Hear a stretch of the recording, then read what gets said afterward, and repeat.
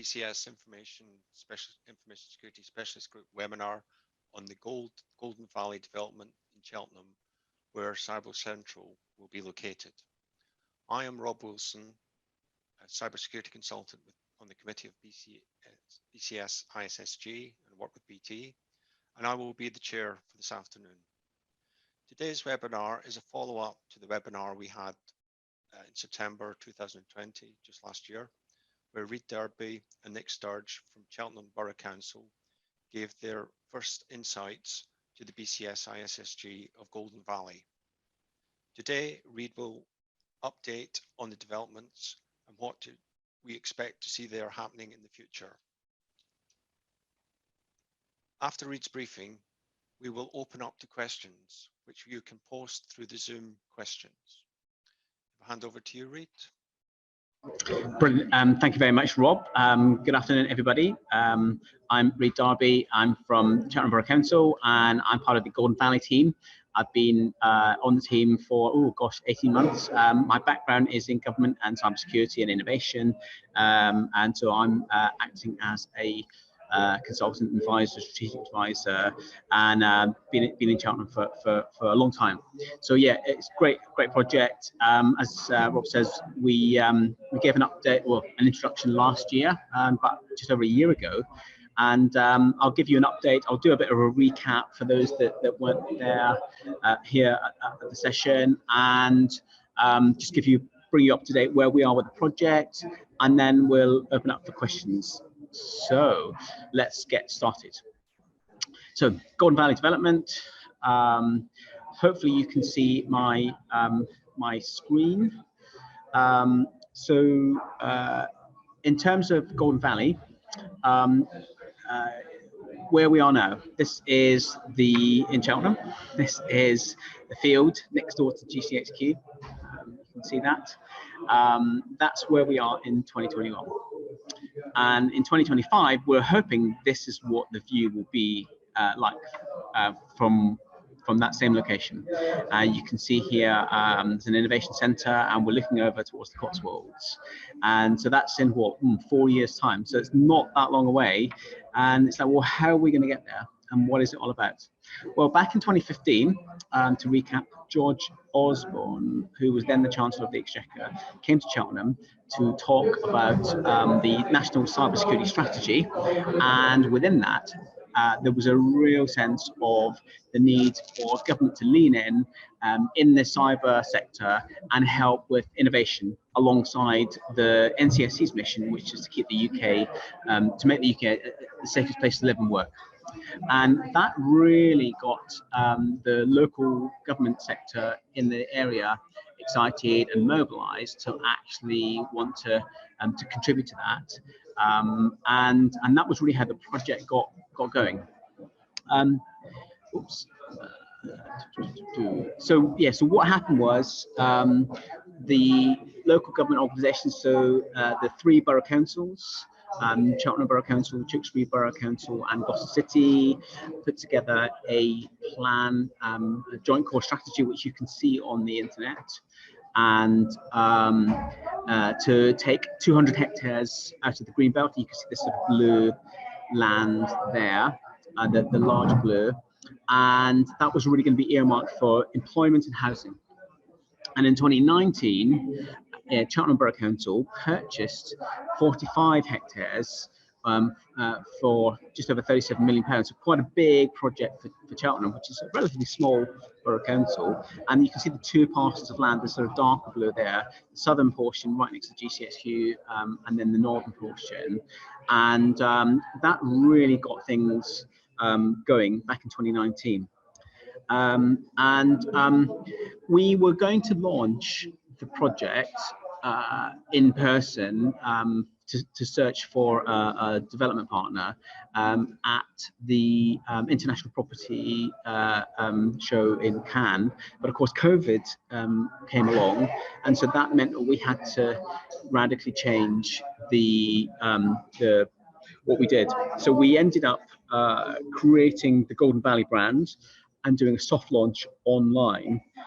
which was actually really quite successful. And the idea there was that Golden Valley would be the broader brand, and Cyber Central as the innovation center. So we'll come on to that in a moment. We created a video, which I'm sure some of you have seen on the internet, which was a bit of an advert in a way, slightly tongue-in-cheek, playing on some of the sort of strengths and the opportunities, and that really landed very well, despite the fact that we had to do all of this online.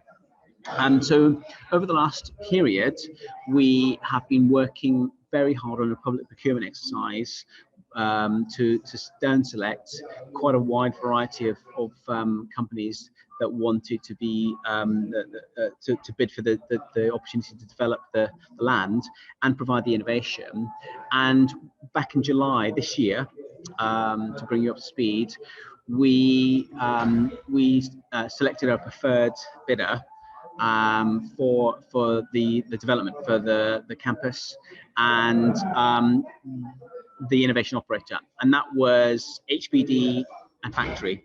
So Henry Boot, been involved in property development and placemaking for quite a long time, and Factory is an innovation operator and ecosystem developer currently based in Berlin, in Germany, and also in Lisbon in Portugal. And so they will be coming to Cheltenham as the sort of third international destination. So we selected preferred bidder back in July, and we've been working since then on this. And the vision really for Golden Valley is to make this the UK's most intelligent garden community. And you might think about Cheltenham and Gloucestershire. It's a rural county. We've got a city region in Cheltenham and Gloucester, so we've got an urban environment, but we've also got quite a lot of rural places. And the opportunity here is to really think about what's the next generation of garden communities like. You've heard of Welwyn Garden City, I'm sure. So we want to do something at the next level, and that's really captured people's imagination. This is a 24/7 campus we're talking about. This is not just somewhere to work, so like in a business park.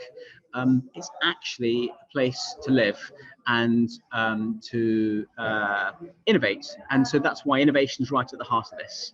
And of course, given the climate emergency, we have to make this as environmentally sustainable as possible for the future, for the coming generations, because what we're building is something that is going to endure for at least the next 20, 30, maybe 50 years and plus. This is a really big project. And it's a real pleasure to have HBD and Factory on board. And these are just give you some idea of the visuals. This is all illustrative at the moment because we're going through towards contract over the next 2 or 3 months, and then the outline planning for permissions, designs and permissions will go through next year, hopefully. So you might think, well, why Cheltenham? Why this? How is this going to work, and why should we be doing something like this in the locality? Well, we believe that we've actually got a lot of the ingredients to create this incredible innovation district and make it a national asset for the UK. So behind the scenes, of course, we haven't just been doing this procurement. There's a whole load of things that have been happening in the region. So we've got quite a thriving ecosystem of cyber tech companies, centered at the moment around Hub 8, which is a relatively new co-working space I'm in today. This was created back in 2019, September 2019, by a local entrepreneur who saw the need and the opportunity there to serve the cyber tech company that has been in the region for quite a while. And we've seen some really interesting companies come out, like Trust Stamp, from things like the NCSE Accelerator Program, now NCSE for Startups. And, there's been interesting, acquisitions. So Equili, who were here, well, they're still here now, they've been acquired by Egress. We've seen companies like Ripjar that have come out of GCHQ that are, growing and companies like Immersive Labs, so James Hadley, ex GCSQ, started this incredible startup and scale up, Immersive Labs, that has a presence in the region, and other companies that you might not have heard of, like Synac and so on, and some of the big technology companies. So there's been quite a thriving ecosystem.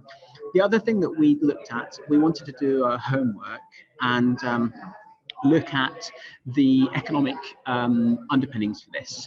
And what we discovered was that actually, Cheltenham has 11 times the density of cyber-based businesses compared to the national average, and it's quite a special ecosystem, and the potential for jobs and growth is quite phenomenal, given that we're actually quite a small county and a small place in the grand scheme of things in the UK. But we believe that not only is there a great opportunity for companies and organisations here, but actually that we've got a duty to do this for the UK, given the wider context. And in terms of where does innovation come from, and what about the links to universities? Well, actually, we're very well placed. We have our own institutions in Cheltenham. We've got Gloucester partnering with UE on cyber apprenticeships and University of Gloucestershire, but we've also got some incredible universities and institutions around, and these are just some of the ones that are within driving distance and that are academic centres of excellence for cybersecurity, for research and education. So we're quite well placed, really, for innovation and academia. And in terms of the talent base, one of the things that we've seen, particularly through the pandemic, is actually a very strong cybersecurity sector in the UK, and there's such demand for skills in cybersecurity technologies and related, in order to sort of fuel this sector, because it's a massively growing sector.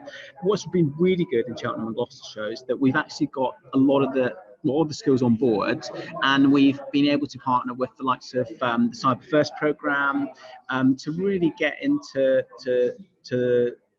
school age kids, capture their imaginations and inspire them to think about careers in technology and cyber, and also look at how we broaden the sort of diversity and the inclusion, and to work this across the wider region. So we're now part of what's called the Western Gateway.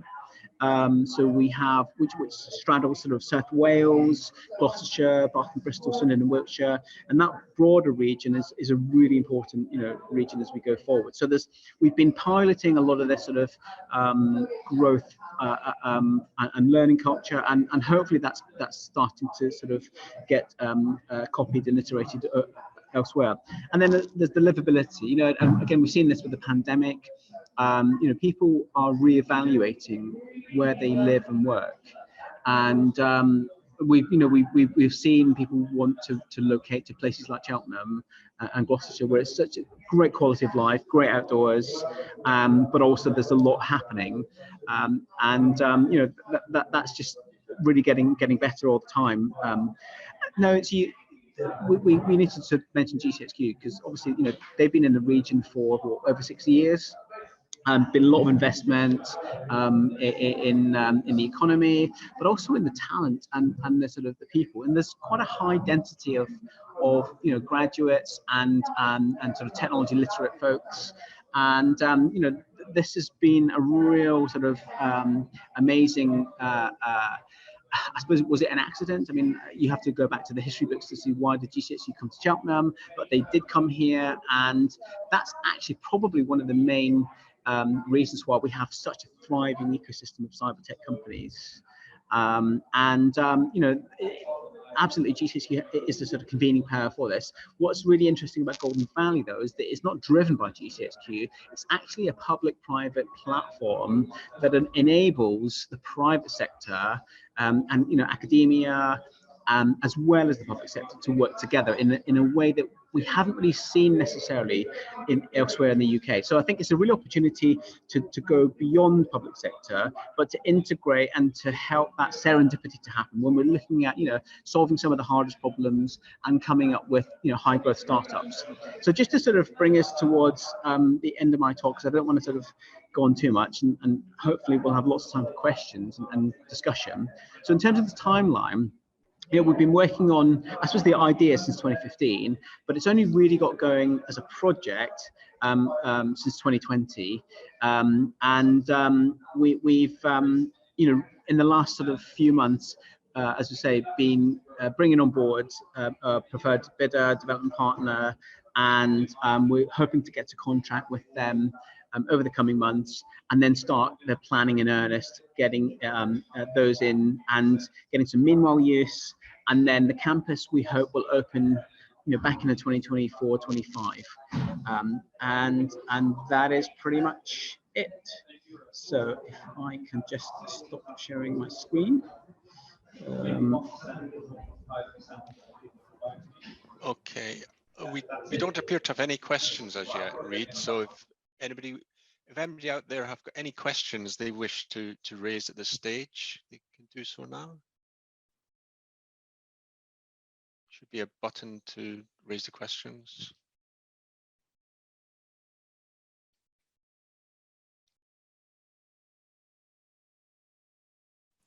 I mean, I know, Rob, you've got some questions as well, so maybe, I don't know whether you want to start with one of your questions while other people are thinking of theirs. Okay.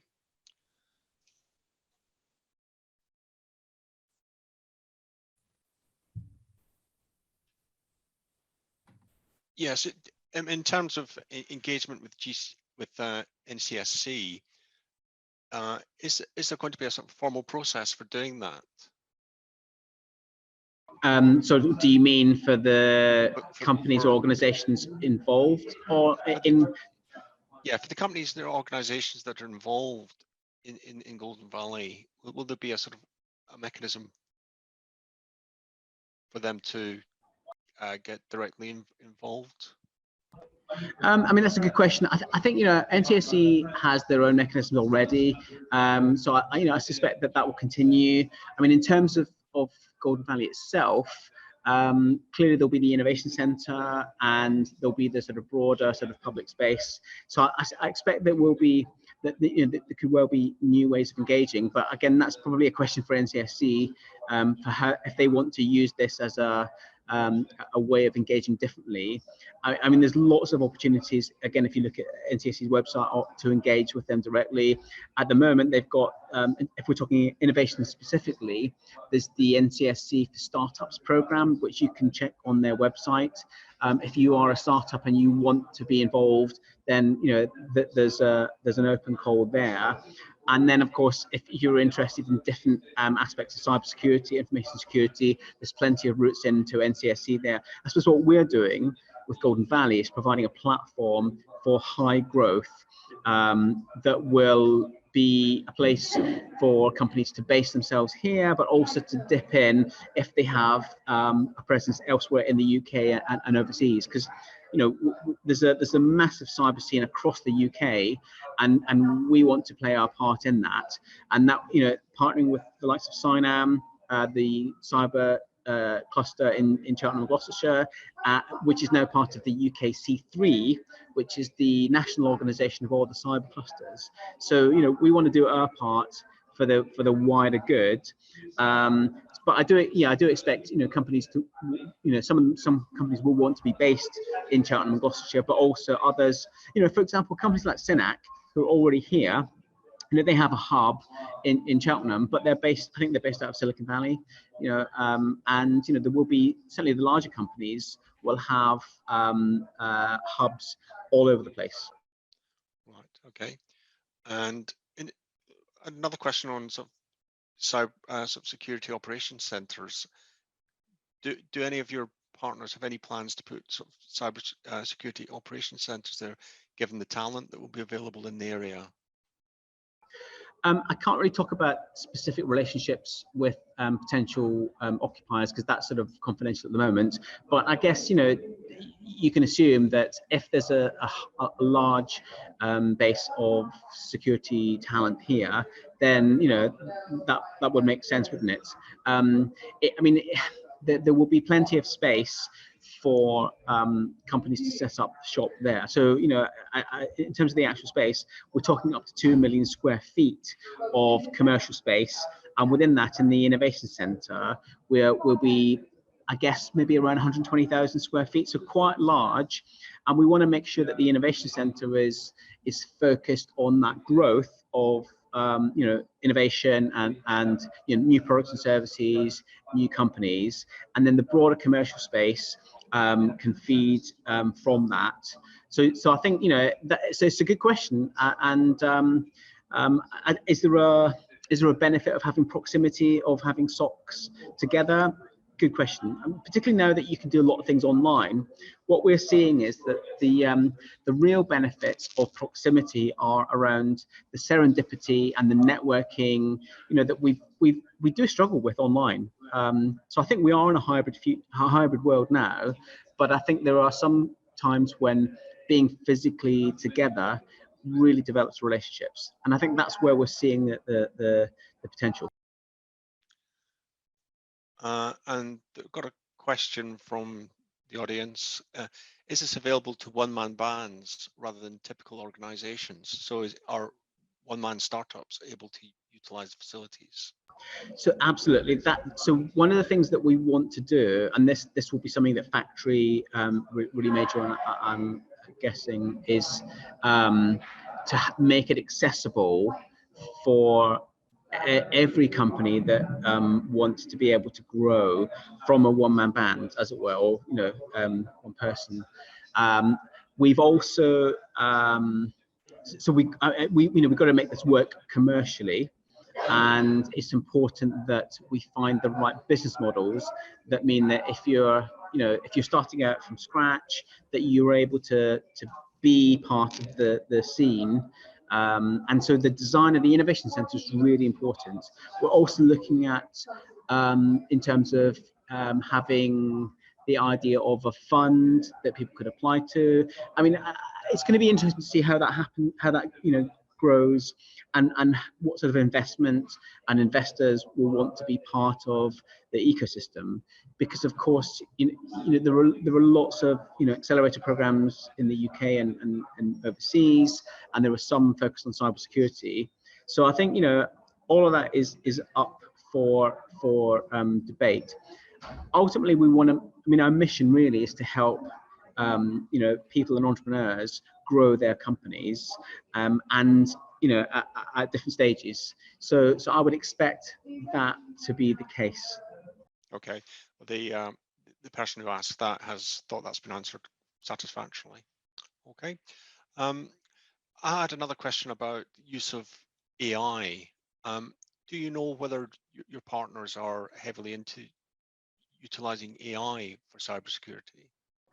Well, to be honest, I think a lot of companies now in the cyber sector are already using machine learning and artificial intelligence for their products and services. So I think the answer is yes.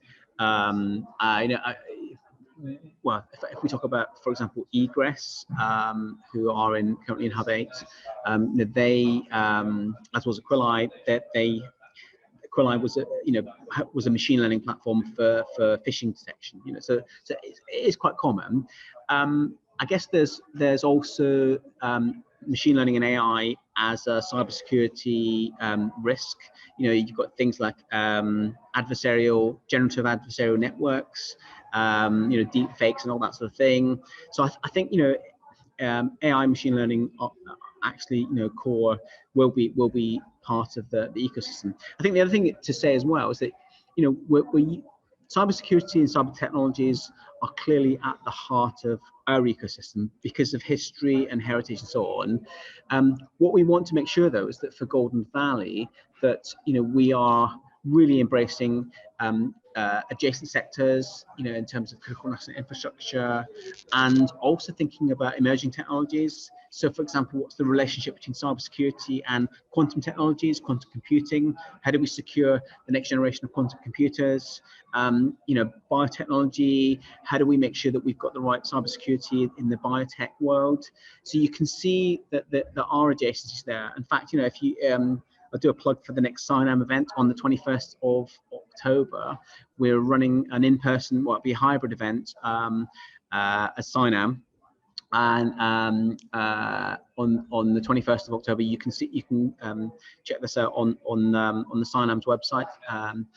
and that will be on keeping the lights on, critical national infrastructure. So we will be having speakers from the energy sector and water and NCSC and others to really help us think through, where are we with the CNI, and what can we do as an ecosystem to support that, to make the UK continue to be a safe place to live and work, given that technology is sort of getting into every part of life. Think about Internet of Things, smart devices, they're getting everywhere. And we just need to think about some of the incidents that we see in the news that are showing us how we are so reliant on infrastructure for supply chains and utilities and so on. But yeah, so I think AI absolutely, but think other emerging technologies as well. Okay, thanks for that. There's another question from the audience, and it's really about what happened with Facebook, WhatsApp, and Instagram the other day. And that might be a question we could open up to the panel we've got from ISSG, because we've got Dan Cope and Steve Sands from ISSG as well. Because I mean, there are some rumors that are going around, but I've been speaking to some of my colleagues at BT about what we think happened, and it has been put down to a DNS upgrade that went wrong, but it's something that should be planned for, and it shouldn't happen. I'm just wondering whether you had any thoughts, Reid, on that? Yeah, I mean, I obviously I can't comment on the details of the Facebook issue. I've certainly seen some interesting graphics on the DNS graph as in time as to what happened. I mean, one of the things we're looking at doing in the next INM event is to look at, I suppose, planning for these sort of events, because they do happen, and how do you deal with it as an incident? How much can you prevent them, and what do you actually do when they happen? So I think I mean, BGP has been in the news in the past, and DNS is a really it's a fundamental technology, isn't it, on the internet. One of the things I know that NCSC have been doing is looking at protected DNS. I mean, that's more about security risks against DNS. Again, as an outsider, it doesn't look like this was an attack. It was a sort of an internal issue, but that's important as well. Yeah, Dan, did you have any thoughts on that? In all honesty, I think Facebook are playing their cards very close to their chest on this topic. I know many individuals are moving to other platforms, especially that for WhatsApp, such as Telegram and others, due to some of the concerns around the privacy notice and the way that's engaging with third parties. The information that I have is that it was a web infrastructure issue with something to do with Cloudflare, which I'm not familiar with, and that the systems basically just stopped talking to the wider internet, which could obviously be a DNS or other aspects, but Facebook do not seem to be forthcoming with an answer, I think would be the fair point to make there. Okay, thanks for those answers. There's another question from Rachel. I'm only just learning about deepfake. How do you think this will impact organizations in the next 5 years? Well, I mean, it's a good question. I mean, it's how do you verify that what you see is real, and can you verify that digitally? It's a real challenge, I think, for organizations, particularly as the technology gets better, the machine learning technology. So I think, I mean, as I understand it, again, I'm not an expert on this, but there are organizations that are looking at addressing the sort of veracity of information that we see on the internet. But how you then do that, and of course there's the socio-technical aspects as well, because it's not just about verifying the data that you see, but actually it might be too late by the time you've verified it. If somebody's done something because they've seen it on the internet or in a company. So I think there's a socio-technical aspect as well as a sort of data verification and identity, or the sort of classic cybersecurity identity and access management. So yeah, I mean, it is a worry, and I suppose that's where we need the next generation of research and innovators to be able to respond and address some of these big challenges, because the internet just carries on developing. Okay, thanks for that, Reid. Dan, you wanted to also have your say on this one too?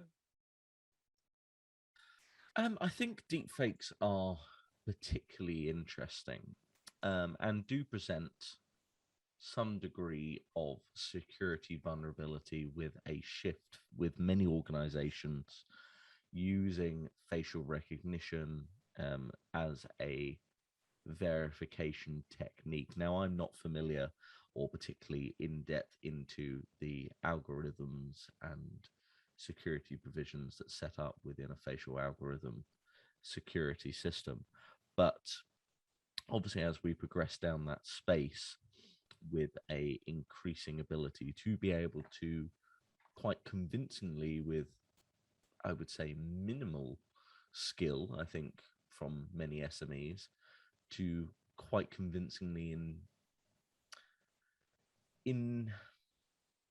impersonate an individual. I was trying to think of a better word, but ultimately being able to obviously undertake activities on their behalf that may not be them.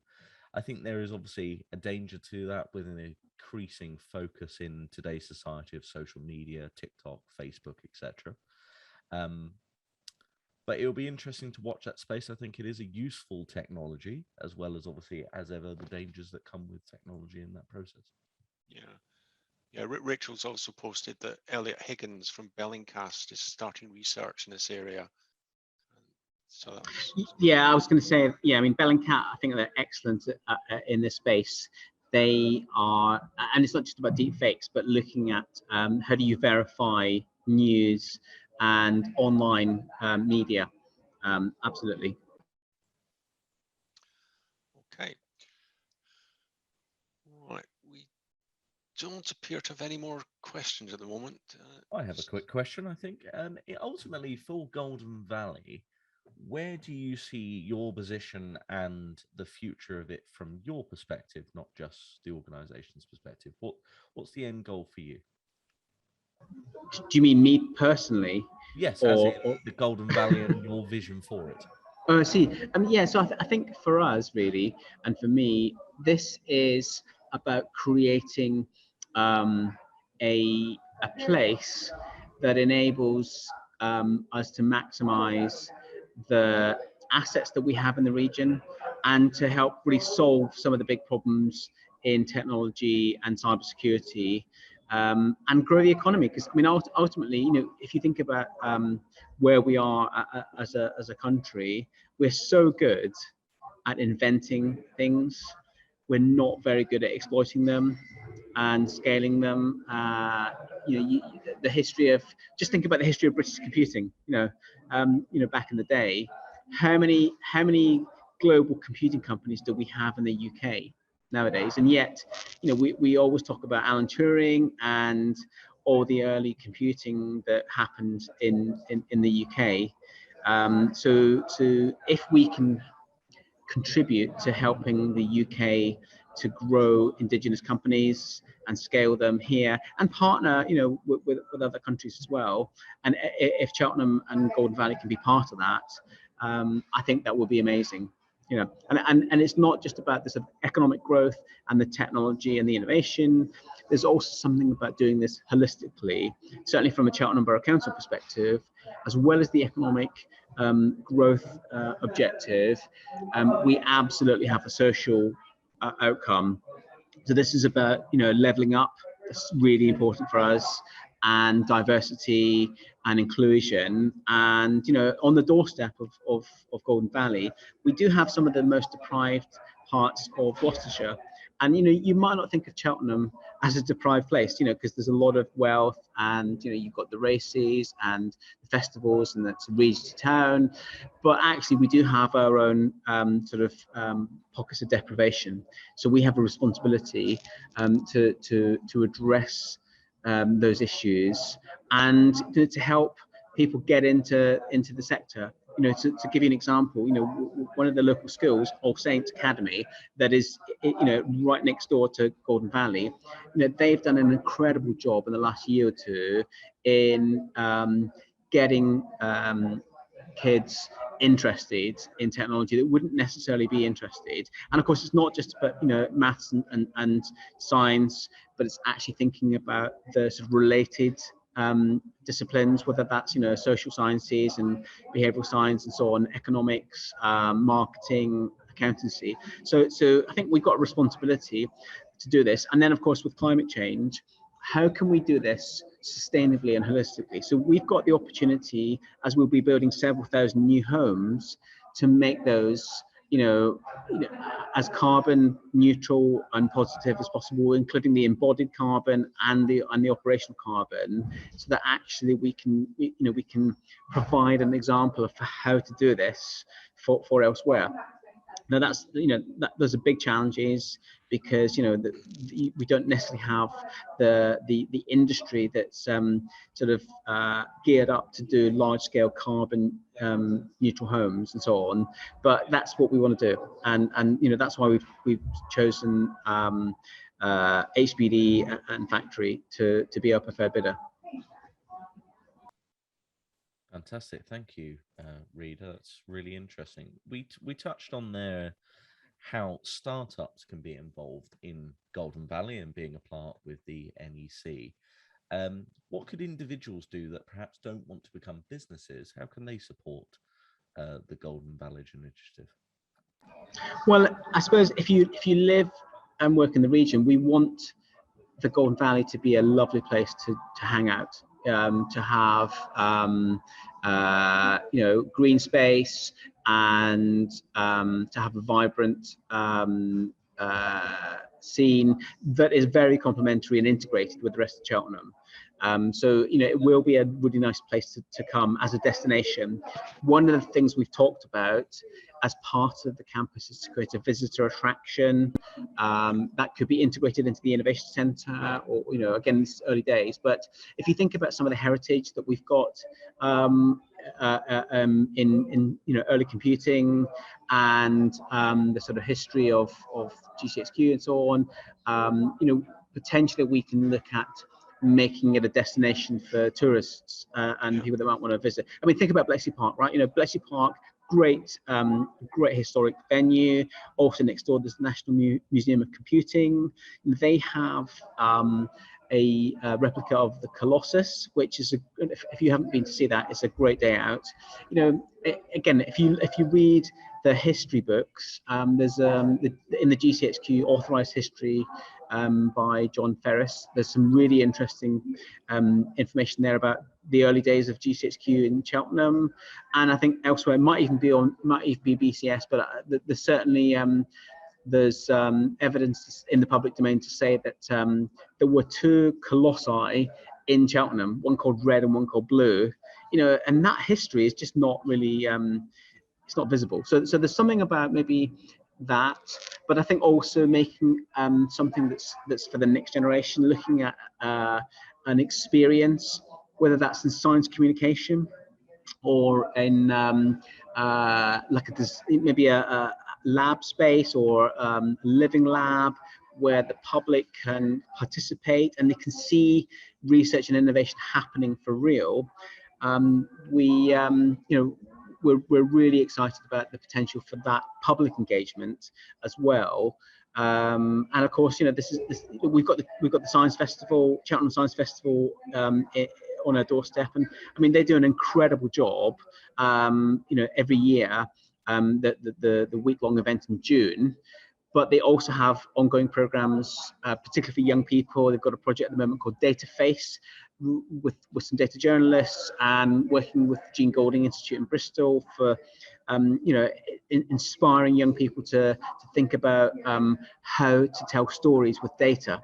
So you've got a great organization there that could be part of this. Yeah, do you think the Cheltenham Festival would link up with Golden Valley when it comes? Well, we're already working with them on what we do now, because of course we don't want to wait for 3 to 4 years. Yeah. We are looking at how we can help Golden Valley, Cheltenham Science Festival, and the festivals more generally. I think that the really exciting thing is, how do you bring together the arts and culture and design along with deep tech and cybersecurity, because I think there's a sort of missing piece there. And we've got with Cheltenham Festivals, you've got an international brand, and incredible speakers. So yeah, that's something that we're absolutely exploring at the moment. Okay, and obviously the ISSG, which we represent, also would like to have a relationship with Golden Valley going forward as well, because I think Steve, we've been talking about that after last year's presentation. Yeah, we absolutely were. As I've been listening to you, Rita, I sense the sort of building momentum even since the last time you spoke, and there's clearly lots of passion and lots of enthusiasm, but there's now lots of organisations starting to link into what you're doing, and as the momentum continues to build, inevitably it will get to some sort of critical mass where it will start attracting more and more and more into the area. I guess one of the questions I wanted to ask was, are there any risks around resilience in the wider UK, because we would be concentrating all of this skill and knowledge in one area, one fairly small local area within the UK? Does that register anywhere on a sort of risk map? I think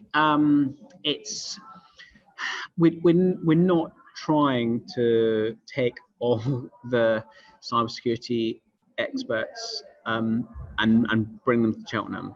I think part of this is about being part of a national network, and having that sort of diversity and redundancy, as it were. So again, I mentioned CINAM as part of UKC3. So there are great cyber clusters all over the country, whether that's in South Wales or Northern Ireland, and in Yorkshire and the Northeast and the Northwest. So and we're working with them to help grow their ecosystems. There's also the new, I suppose, what's called Northern Cyber Corridor. So you've got GCSEs in Manchester now, and there's the new National Cyber Force, which I gather will be in South Lancashire. So there's plenty going on, and of course London is still the capital, and there's a lot going on there. So I don't think that's actually a risk. I think that what we need to do though is to make sure that we're working at a UK level, and we're working together and building up trust and looking at how we can grow all the assets together. If you think about this, you just have to look at what the government's been doing in terms of science and technology and things like the integrated review.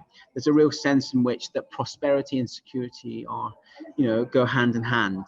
So we do need to think about this at a national level. I think, there could be a risk if we try to do this just as a local focus only, but thankfully we are trying to take a broader perspective and to be inclusive and open to working with other partners.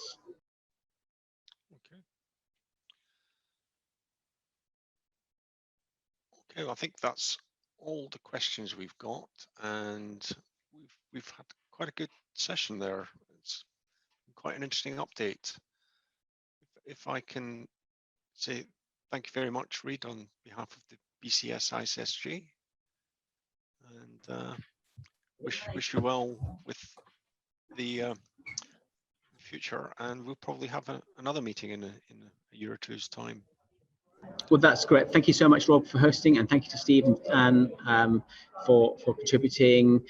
If anybody wants to get in touch, you can check out our website, Gordon Valley website. If you Google that, I'm sure we can probably put that in the afterwards. And I'm on LinkedIn if people want to connect personally to know more. Thank you very much. And I should say that BCS have been at the heart of this anyway. You probably know that Yes. Paul Fletcher has been involved in the early days. So it's great to have you guys on board, and look forward to working with you in the future. Okay. Thanks Thanks, very Reece. much. Take care. Thanks.